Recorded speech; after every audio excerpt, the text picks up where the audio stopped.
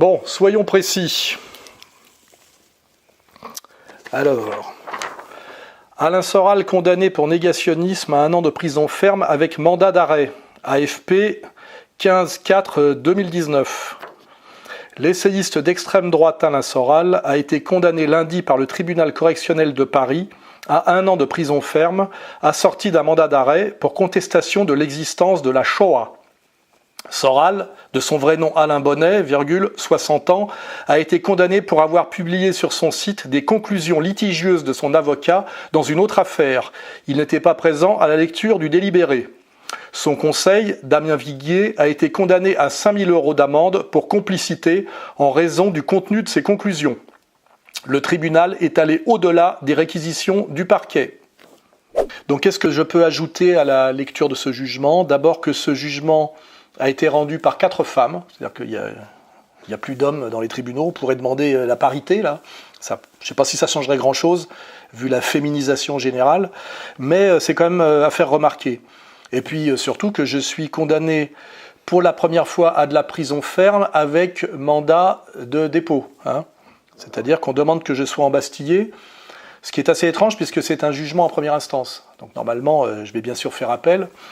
Alors là, il y a une espèce de flou juridique, mais bon, je pense qu'on n'est plus vraiment dans un état de droit et que l'AFP qui répercute les jugements avant même qu'ils nous soient, qu'ils nous soient transmis. C'est-à-dire que là, on voit bien qu'il n'y a absolument aucun respect des procédures, puisque je crois que FIP a déjà annoncé que je faisais appel alors que c'est même pas encore fait. C'est-à-dire que les médias qui relaient systématiquement les brèves de l'AFP se permettent de dire à peu près tout et n'importe quoi.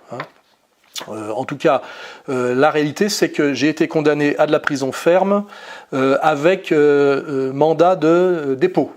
Voilà. Alors que j'ai pas encore eu le temps de faire appel et que normalement, on est quand même, je rappelle, non pas dans du pénal, mais du droit de la presse, de la 17e chambre. Donc cette hystérie est assez étrange. Ce qui est intéressant de faire remarquer aussi, c'est que ça tombe à un moment où Assange lui-même se fait arrêter. Donc ça pourrait faire un parallèle que pourrait remarquer Petit Branco, par exemple, qu'on voit beaucoup en ce moment s'agiter. Et puis aussi le jour même où Macron doit ce soir prononcer son discours de la dernière chance, pour répondre à la colère gilet jaune, en sachant que soit il proposera réellement des mesures et qu'il se prendra dans la gueule l'État profond, parce qu'il n'a pas été élu pour ça, soit il proposera rien et il se prendra dans la gueule la colère encore aggravée des gilets jaunes. Donc il est en très très mauvaise posture.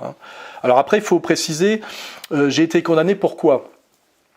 J'ai été condamné au départ pour un dessin humoristique d'Esprit Charlie qui parodiait un dessin de Charlie Hebdo. Dessin qui n'est pas de moi, qui est publié sur un site, donc je ne suis ni le directeur de la publication, ni le rédacteur en chef. Enfin bon, ça c'est, comme diraient d'autres, ce sont des points de détail.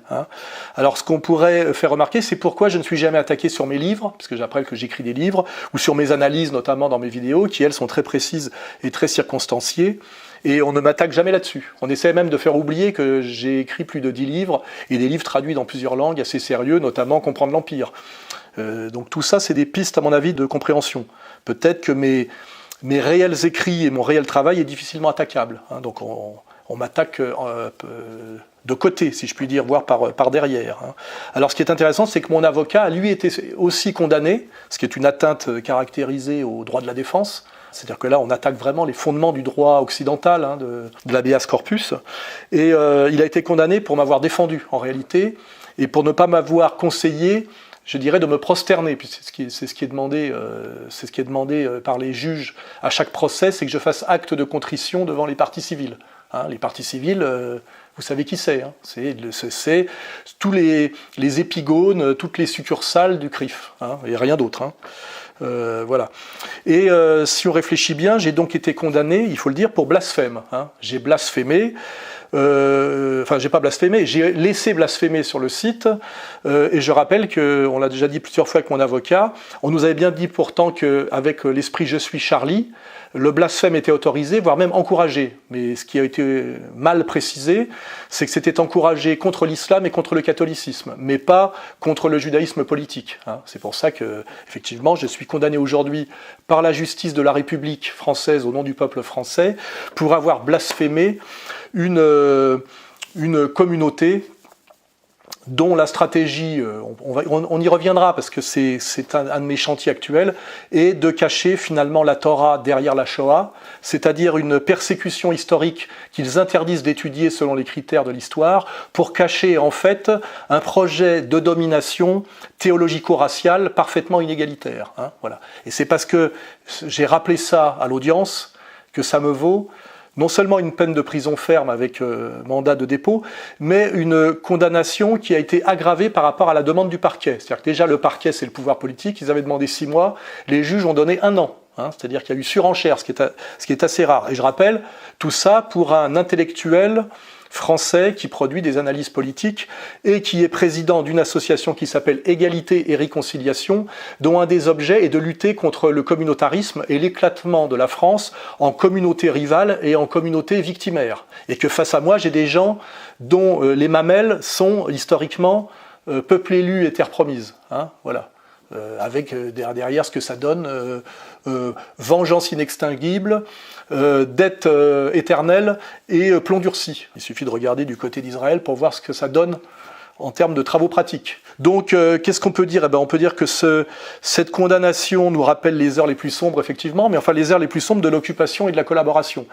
Pour l'occupation, il suffit de regarder le dernier dîner du CRIF et de voir notamment quelqu'un qui officiellement ne représente rien, puisque président d'une association communautaire minuscule et minoritaire dans un pays qui ne reconnaît pas les communautés. Là, j'ai bien nommé le CRIF et M. Khalifa, qui lève le bras de force de notre président par intérim, Macron, qui faisait d'ailleurs un peu la gueule. Hein. Je crois que tout ça devrait être assez clair, notamment pour les collabos.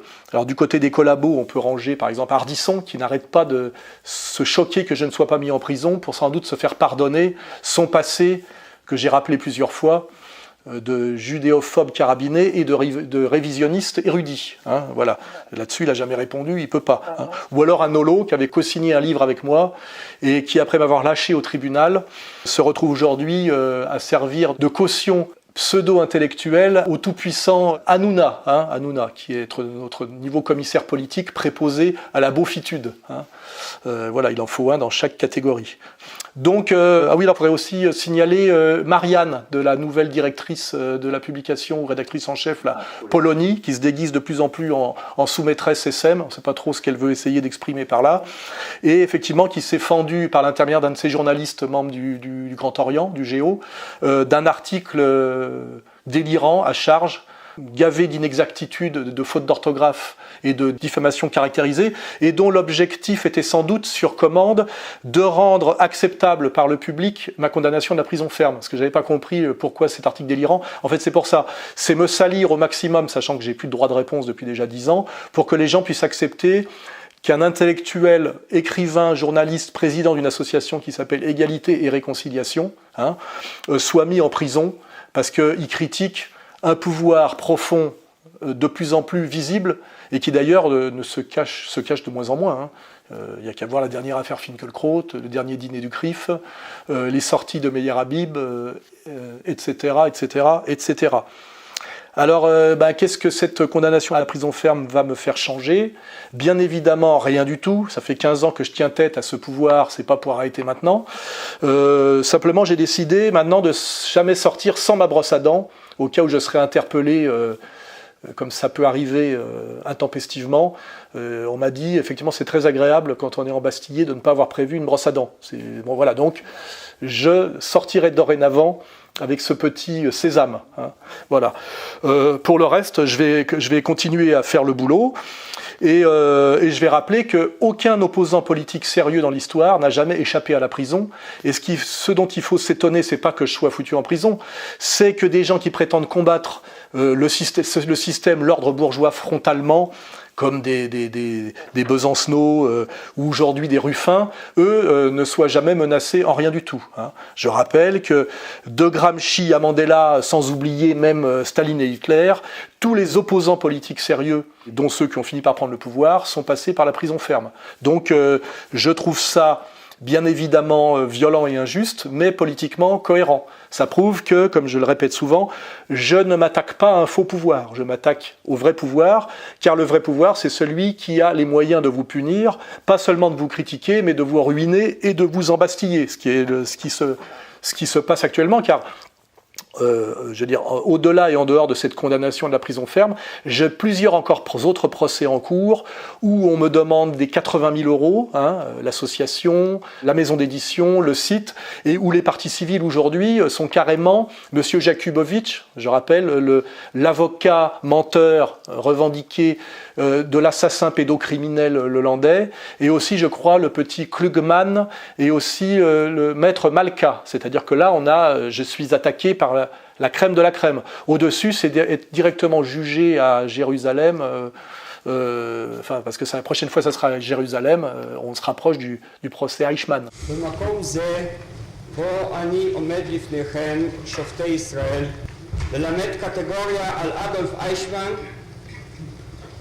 אינני עומד יחידי.